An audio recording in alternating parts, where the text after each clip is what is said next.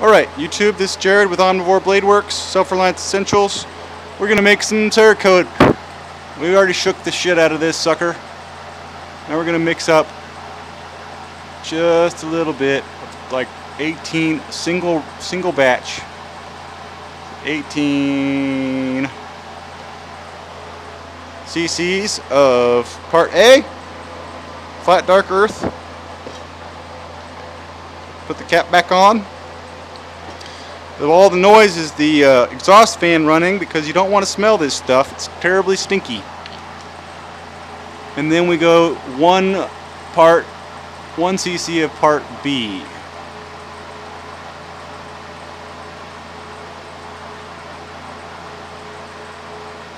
I usually do a little bit more than that because I like to have more satin than matte because it looks stronger.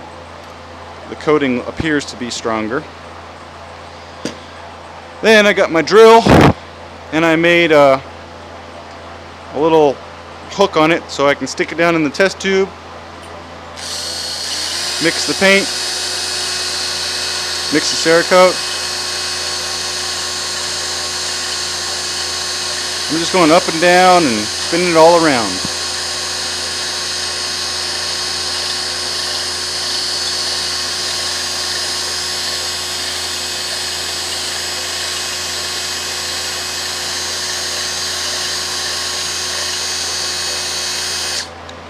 Sometimes I will use a filter before I put it in my paint gun, but this coating looks good, doesn't need to be filtered, so I'm just going to put it in the gun.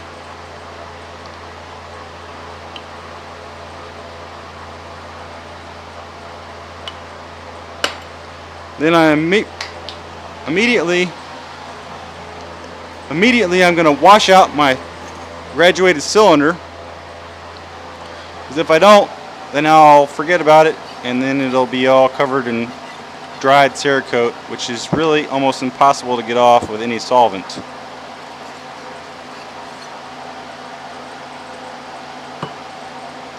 Very handy to have an acetone bottle like this one, because otherwise it's just difficult to get your stuff clean. Also, bottle brushes are handy. I can leave that in there. I'm going to probably mix up one more color tonight.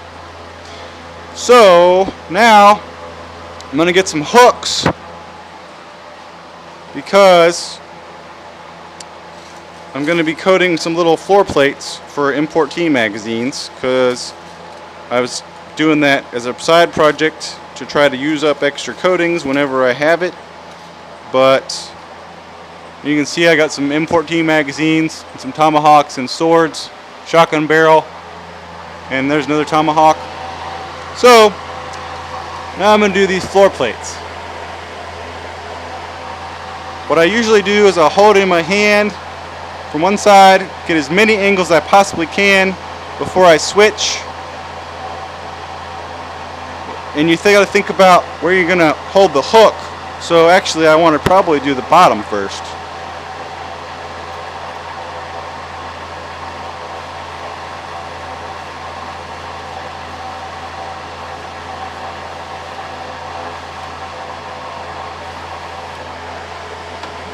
Then I put a hook in it.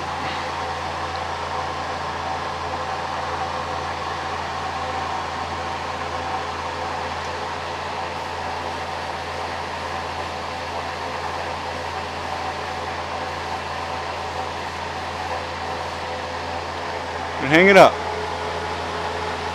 Ooh, almost dropped that one.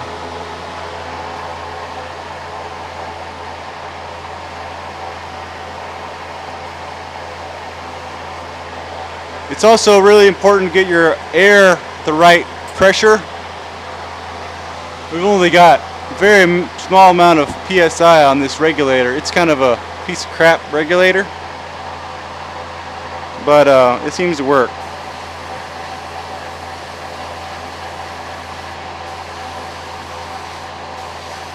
That feels like too much air.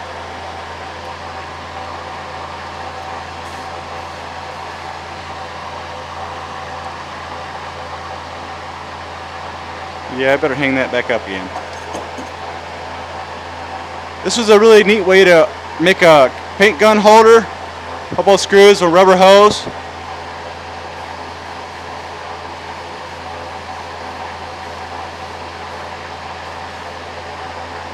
My paint gun, once again, is gotten adjusted funny. I don't know why that happens.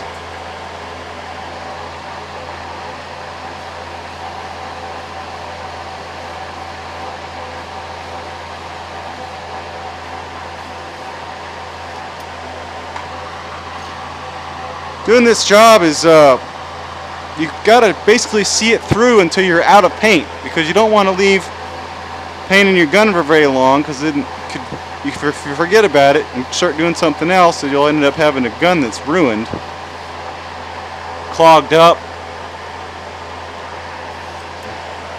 which is not a good thing. It's also really nice to have a lot of places to hang stuff. If you run out of places to hang stuff, then you've got to go put stuff in the oven.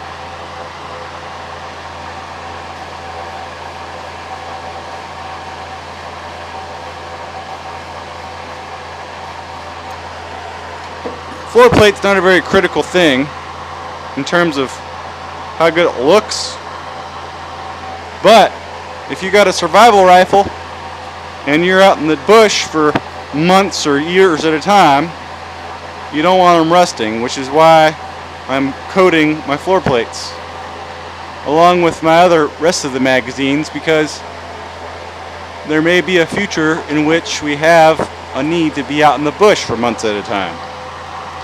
Unlikely, but possible.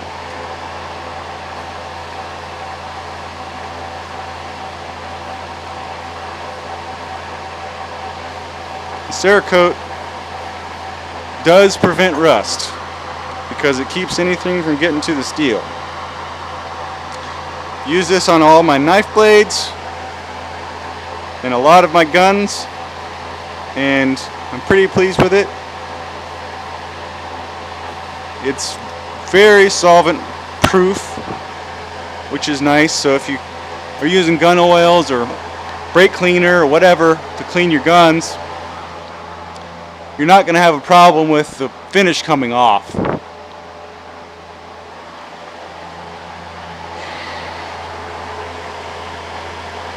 Alright, 2 more. Hope I'm actually recording.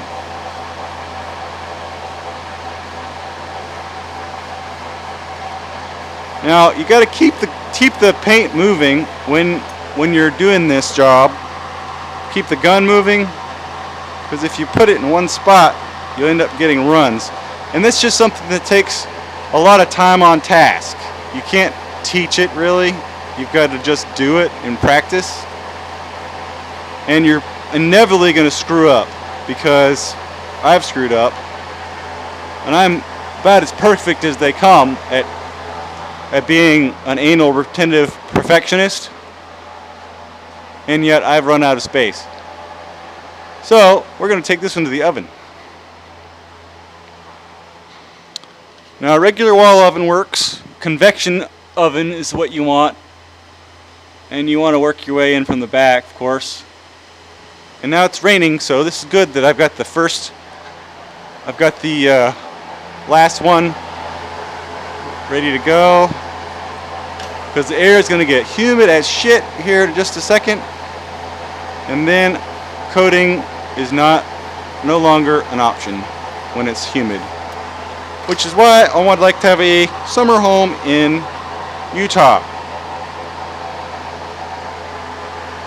or somewhere nearby that part of the country, because there's no humidity in the west to speak of. Alright, to the oven and then to the attic fan to turn off the attic fan.